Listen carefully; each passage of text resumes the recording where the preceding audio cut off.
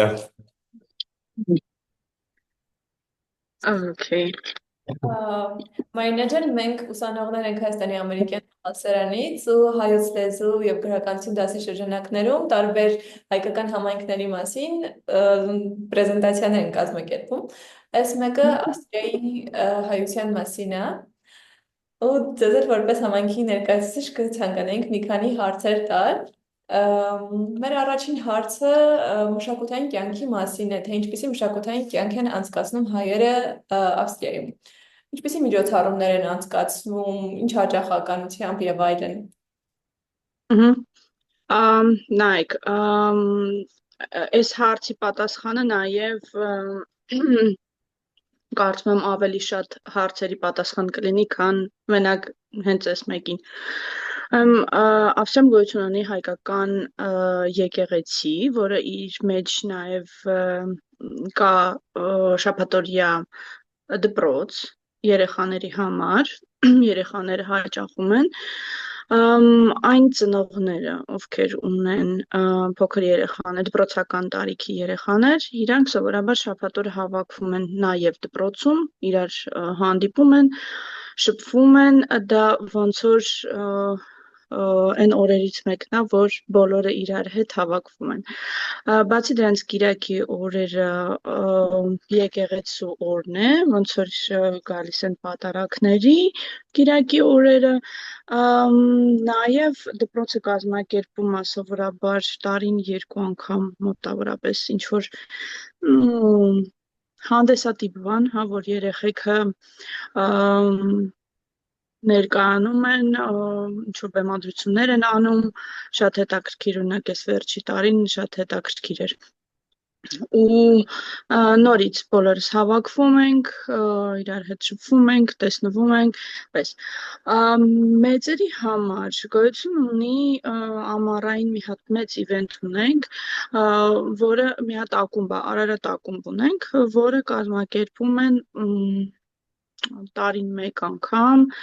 մի հատ տենց հավաքույթ է լինում, մեծ տարածքում, որտեղ նաև սպորտային ինչ-որ մրցույթներ են լինում, իրար հետ մրցում են, պարեր, մի խոսքով են, ինչ-որ բոլորս սովորենք, գիտենք իրականում էստեղ էլ, ուղղակի էստեղ շատ ավելի հազվադեպ, քան Հայաստանում բնականաբար։ Ուրիշ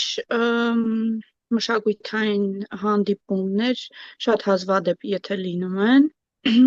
իրանք լինում են, բայց շատ հազվադեպ, իհարկե փորձում ենք բոլորս մասնակցել, գալ եւ իրար հետ ժամանակ անցկացնել։ Լինում է, որ դեսպանությունն է կազմակերպում, լինում է, որ օրինակ անցած տարի չէ 2 տարի առաջ մեզ այցելել էր Տերյան մշակութային կենտրոնը,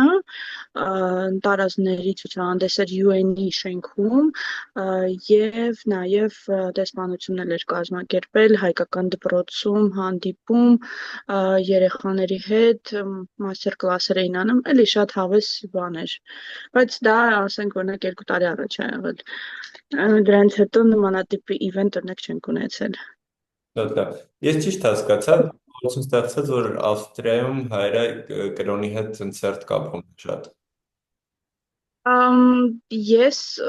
այո, ինքը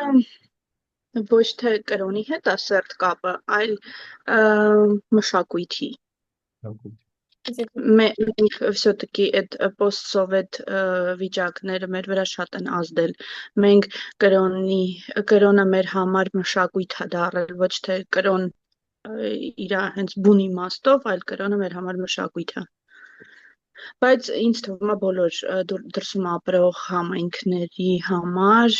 նույն իրավիճակն է, որտեղ որ կա ինչ որ մի հատ հայկական հուճուր, ոնց կարելի ասել, կրակիկ, հա, դեռ բոլորը հավաքվում են ու փորձում են ինչ-որ բաներ անել։ Ցավոք սրտի բոլոր նայած իհարկե կան լսել եմ շատ ուրիշ հայկական համայնքների, որ ինչ-որ մեկը ավելի ակտիվ է, ինչ-որ մեկը ավելի пассив է, բայց սովորաբար հա։ Հասկացա։ Նշեցիք post-sovet-ի մասին, ինչ որ դուք իսկ տարբերություն նկատում եք, Ավստրիայում հին հայերի ու նոր հայերի միջև։ Իհարկե,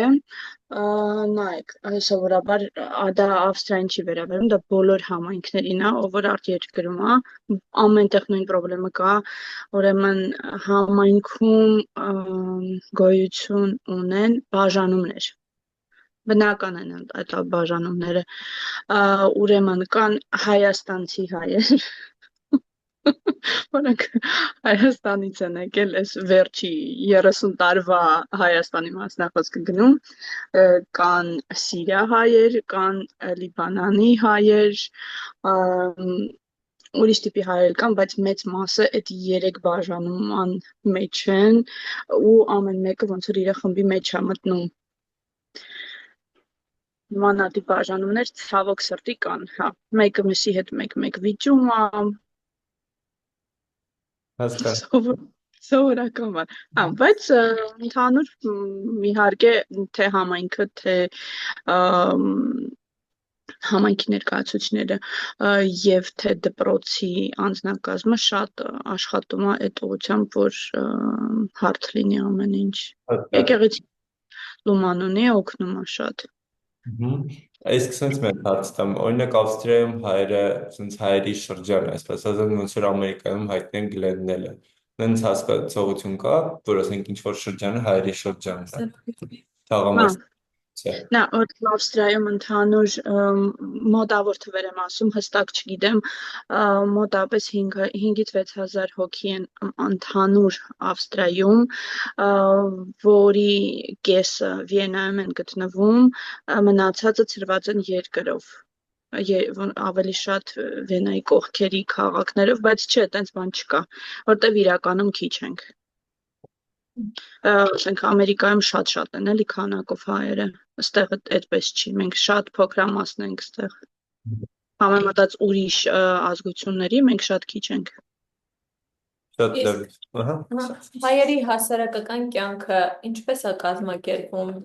ընդհանուր ինչ գործունեություն ունեն հայերը միասին Ավստրիայում։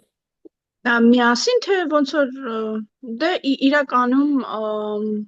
ոչ մի բանով չեն տարբերվում վրացիներից, որովհետև նույն ձևի սովորում են ավստրիական դպրոցում, գնում են համալսարան կամ մասնագիտական կրթություն են ստանում ու գնում են այդ մասնագիտությամբ աշխատում են։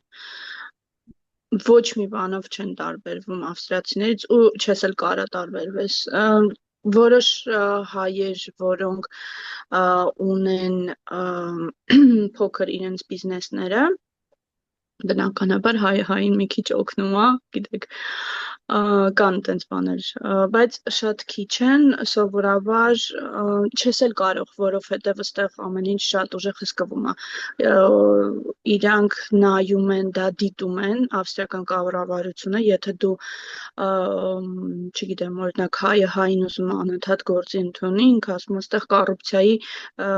ես նշույլ եմ տեսնում ու թույլ չի տալիս, որ հայը հային գործի ընդունի, օրինակ լինում է տենց դեպքեր, բայց շատ քիչ, սովորաբար նույն ձևի ոնց որ ավստրիացիներն են։ Հենց ավստրիացիները են վերաբերվում հայերին։ Ավստրիացիները շատ կոնսերվատիվ ազգ են ընդհանրապես ու իրանք օտար երկրացիների իրանք սառն են շատ, բայց ոչ հայերի նկատմամբ ընդհանուր իրանք սառն են։ Շատ անգամ դու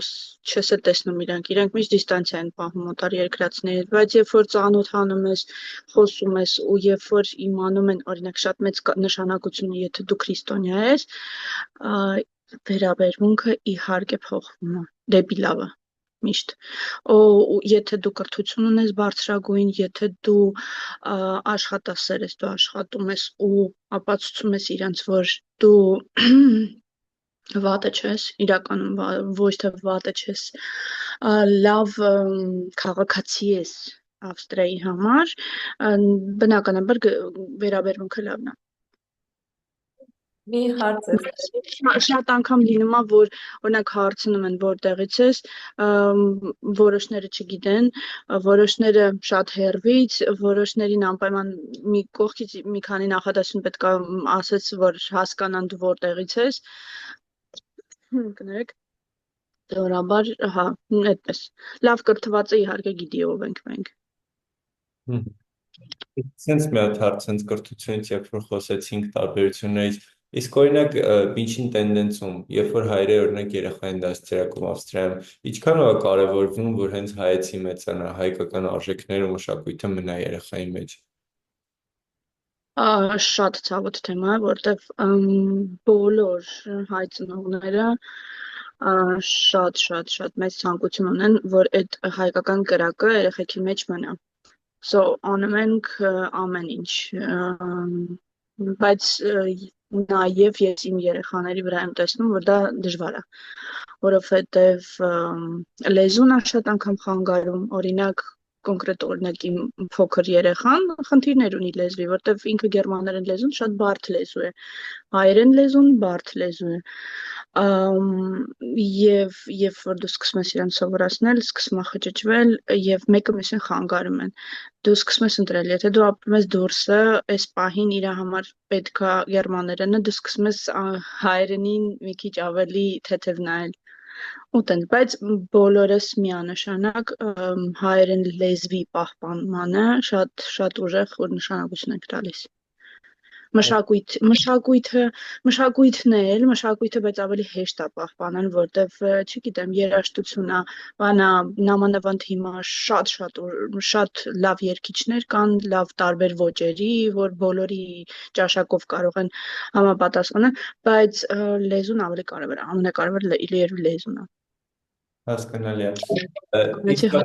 Որ դժվար է լեզվից բացի, եթե հենց լեզվի բարերը չհաշվենք, ընդհանուր պետությունը քաղաքականորեն ինքը ավելի շատ խոչընդոտ է հանդիսանում, թե խթանում է, որ դու կարողանաս քո սեփական մշակույթը պահես։ Չէ, ինքը խոչընդոտ չի, ինքը բոլորին հարգում է։ Ինքը ուղղակի իր համար առաջնային նպատակն է, եթե դու գալիս ես ու ապրում ես Ավստրիայում, բարի եղի, հարգիր թե Ավստրիայի պետական կրոնը, լեզուն, իր մշակույթը, հետո ինչ ուզում ես արա։ Բայց սիստեմը այնպես է արած, եթե երեխան գնում է ավստրիական դպրոց, ինքը ավտոմատ ինքը փոխվում է, որովհետև ստեղի կրթությունը պետությունը այնպես է կառուցել, որ երեխաները մեծանում են այնպես, ինչպես պետությանը անհրաժեշտ է։ Պետությունը դրել է մեծ big idea, որ իր համար կարևոր է, որ իր սոցիումը լինի այս որակի։ Ու ինքը մանկապարտեզից դա երեխաների մեջ մտցնում է ու շատ մեծ հաջողությամբ, շատ օրենապաշտ, որ ոնց է այդ բառը չգիտեմ, որ օրենք պաշտում են, շատ կարգապահ են, շատ կորեկտ խոսակցության մեջ ուրիշների հետ, շատ տոլերանտ երեխեք են մեծացնում, իհարկե խժդժություններ լինում են երեխաների մեջ, բայց սովորաբար եթե հանկարծ դպրոցում հակազգային ինչ-որ բան է լինում, դպրոցը շատ ուժեղ ուշադրություն է դրան դարձնում ու դա միանգամից հանգցնում են, որտեվ դու չես կարող ոչ մի ազգությանը ինչ-որ բան ասես, որտեվ ստեղ շատ են ազգությունները ու բոլորը կեսից շատը ավստրիական պասպորտ ունեն, իրանք օֆիցիալ ավստրիացի են։ Մարինա ջան, իսկ հայկական տոները, հիշատակի օրերը ինչպես եք նշում Ավստրիայում։ Կան ինչ-որ գլխավոր տոներ, որ առավել ևս ուշադրություն են դարձվում։ Նոր տարուն համայնքում նոր տարուն միշտ հանդիպում ենք եւ ինչպես նախորդ անգամ ասեցի, դա ավելի շատ կազմակերպում է համայնքը եւ դպրոցը։ Բնականաբար հիշատակի օրերը նորից եկեղեցիում են, մեծ մասը եկեղեցիում ենք հավաքվում։ Եթե դեսպանությունը կազմակերպում է, օրինակ լինում են, որ համերգներ են կազմակերպում մխիթարանների եկեղեցում կամ ինչ-որ միտեղ, այդպես, հա, նշում ենք, հավաքվում ենք այդպիսով։ Ստեղ կան հայ շատ անվանի երաժիշտներ, որոնք համերգներ տալիս են, օրինակ կլասիկ երաժշտության համերգներ տալիս են։ Մի քանի անուն կասեք։ Լուսինեն, դաշնակահար, ազգանունը կհիշեմ։ Մի վարդան, որ համբերեք ձեզ կասեմ անունը ու ազգանունը։ Մի հատ Նարեկ Վիալանչիլիստ կա, շատ հայտնի։ Իր ազգանունը դժվար հիշեմ, որտեղ չունեմ ոչ մի տեղ գրած։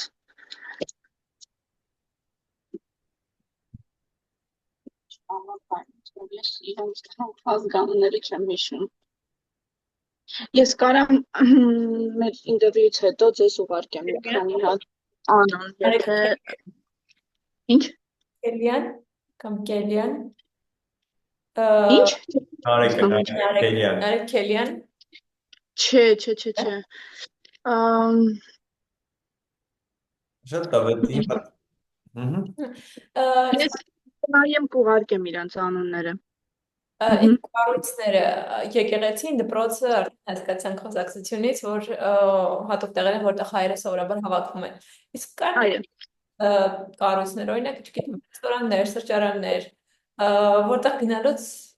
մտածում եք, որ այդտեղ հայեր կլինի, բոլորը գիտեն, որ օրինակ դա հայի է կամ հայկական է։ Հա, ունենք նմանատիպ տեղեր։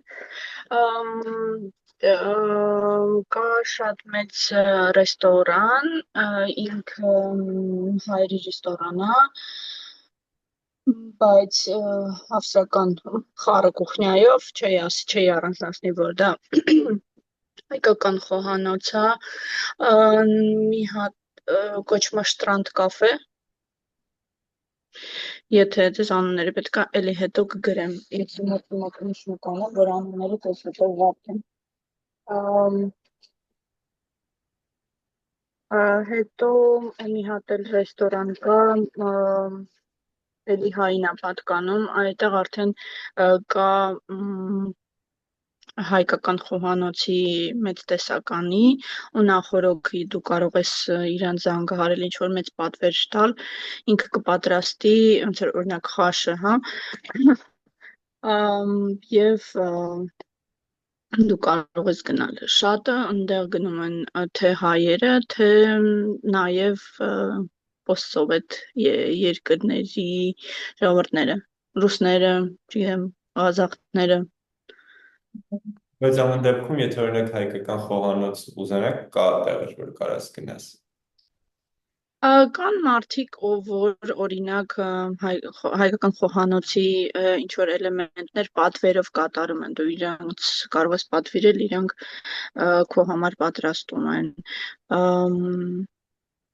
Նաև օրինակ ամեն տարի դեկտեմբերի առաջի օրերը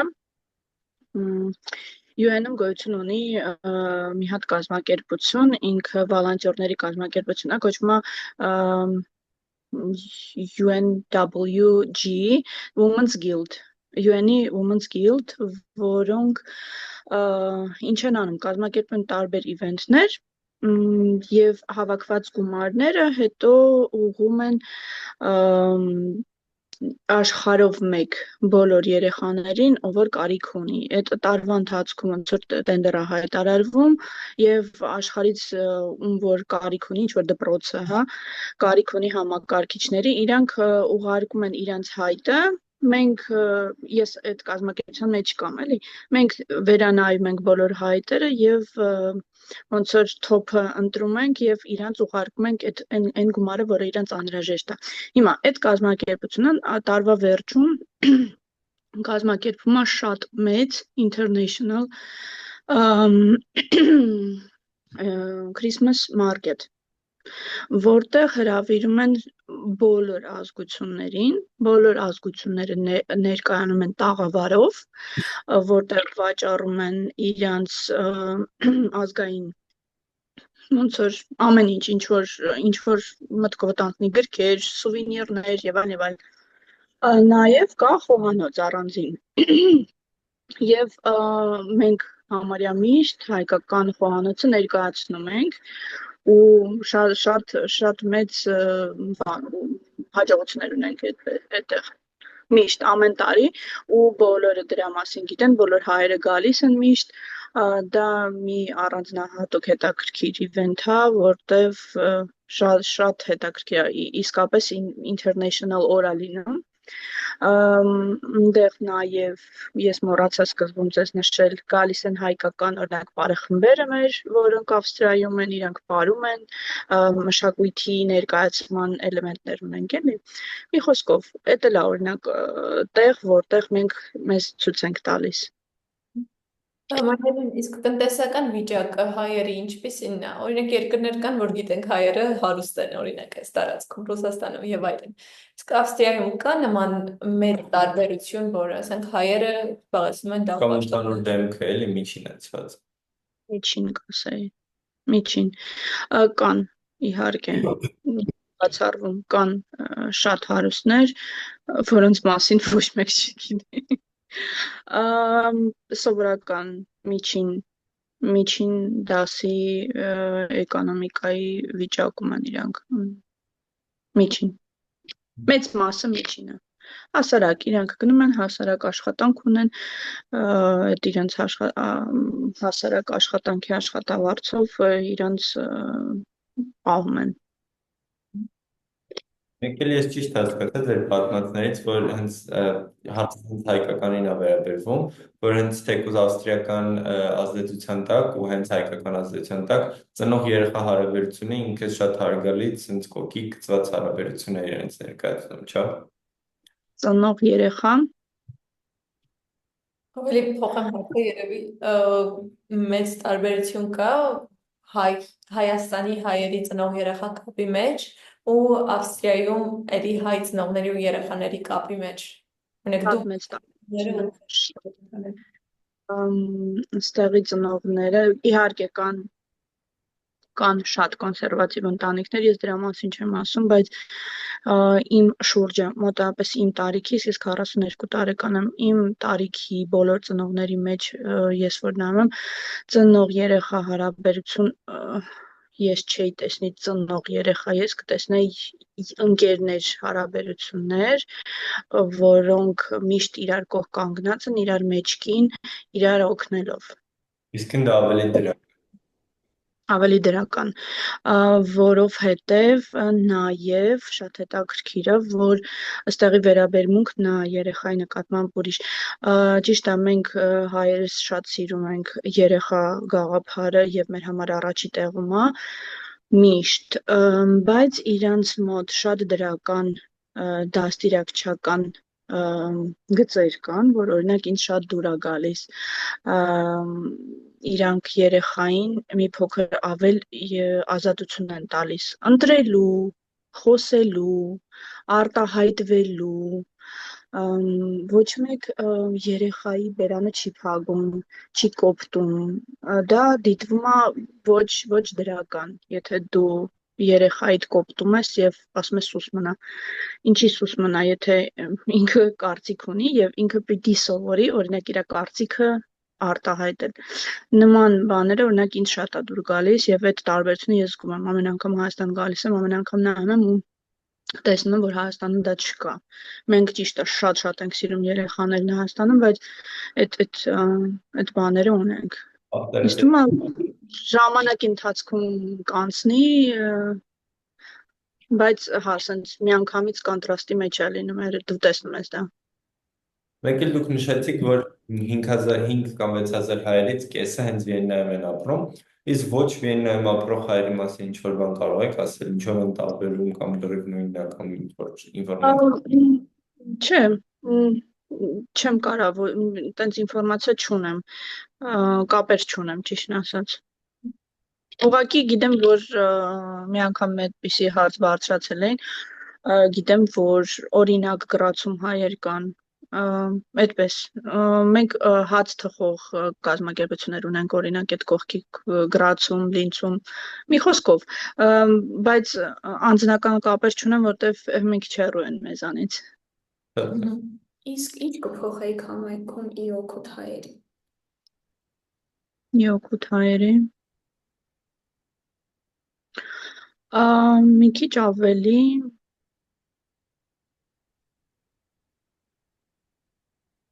չգիտեմ, ավելի շատ բաներ է պետք կազմակերպել երեխաների համար, երիտասարդների համար,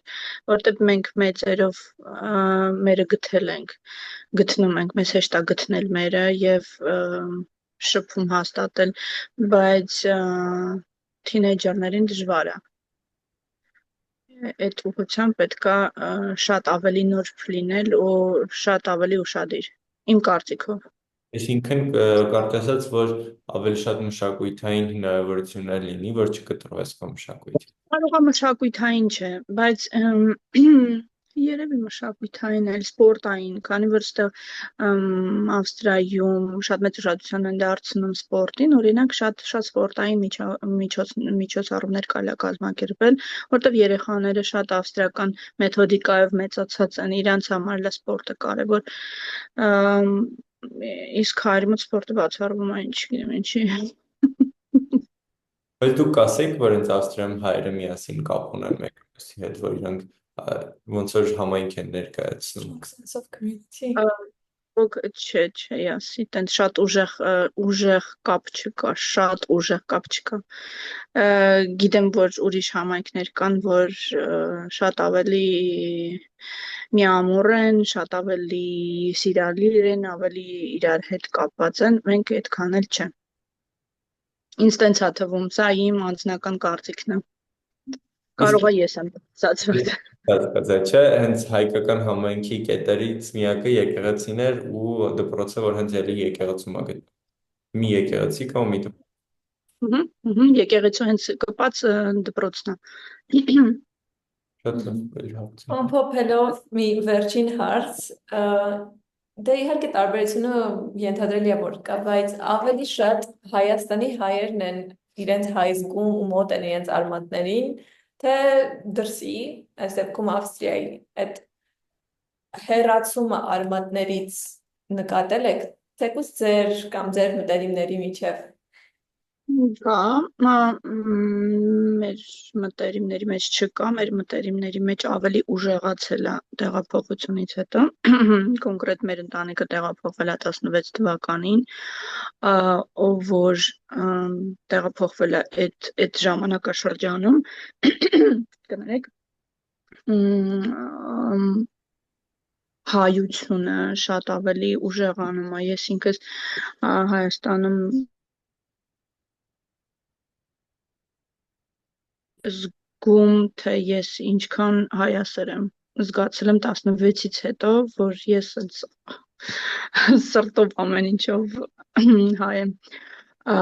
բայց այն մարդիկ, ով որ ոնց ասեմ, our generation մեծացել են Ավստրիայում, չգիտեմ, իրանց պապիկներն են եկել Ավստրիա, ծնողները արդեն ավստրիացի են, իրանց երեխեքը ավստրիացի են, այդ ծոր-մոր, իրանց մոտ գնալով ասենց քչանում է։ Շատ լավ։ Մի հատ էլ հարց տանք եւ վերջացնենք։ Ուզում 16 թվական մի հատ հարց առաջացա։ Իսկ օրինակ պատերազմների ժամանակ ինչ որ փոփոխություն կամ հայերի մի ախմբում կամ ինչ որ արշավ կամ քայլ եղել է։ Այստեղ մենք շատ ակտիվ ենք այդ առումով, նո շատ ակտիվ չէ, բայց այո, թե պատերազմի ժամանակ են, պատերազմի հենց ժամանակ եղել են, Թվով չեմ կարա ասեմ քանի անգամ, բայց եղել են հենց այդ 40 օրվա ընթացքում մի հատ շատ մեծ ենք ունեցել, շատ մեծ։ Հա, իդեպ Ավստրիայի պետական կառավարման մի դրական բան, որ եթե դու ինչ-որ բան ես կազմակերպում, ինքը պարտադիր քեզ պաշտպանում է։ Դու գնում ես երթի ու դու տեսնում ես, որ Ավստրիայի փոլիսը քեզ պաշտպանում է, որտեվ իհարկե եղել են միջադեպեր թուրքերի հետ եւ դա միանգամից կասեցվում են, միանգամից հենց վերցնում են ստանում են իրանց էլի։ Շատ լավ։ Այդ եղել են երթերը եղել են պատերազմի ժամանակ, պատերազմից հետո Արցախի հանձնման ժամանակ եղել են։ Թե օգնություններ ենք ուղարկում մեր